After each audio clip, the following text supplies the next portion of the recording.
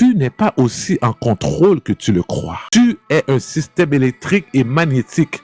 Ton cerveau envoie des impulsions électriques, ton cœur génère un champ magnétique. Donc quand je dis champ d'énergie, ce n'est pas une croyance, c'est une réalité biologique. Parce que ton système capte des signaux subtils, la posture, la respiration, le microtension.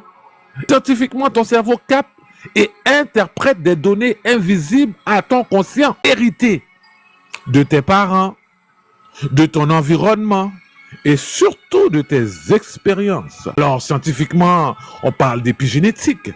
Tes gènes ne changent pas, mais leur activation, oui. Et si tu grandis dans le stress, ton corps devient plus réactif au stress. C'est codé. Est-ce que nous comprenons? Non, mais en réalité, c'est pas une personnalité, c'est un programme. Et mystiquement, on appelle ça mémoire de l'âme ou empreinte. Et là, la vérité qui est dure ici, c'est que la majorité de ce que tu crois être toi, en réalité, elle est apprise. La matrice, c'est l'ensemble de ces programmes, frères et sœurs, qui tournent sans que tu les questionnes. La matrice n'est pas extérieure, non, elle est en toi. Et c'est là que ça devient dérangeant.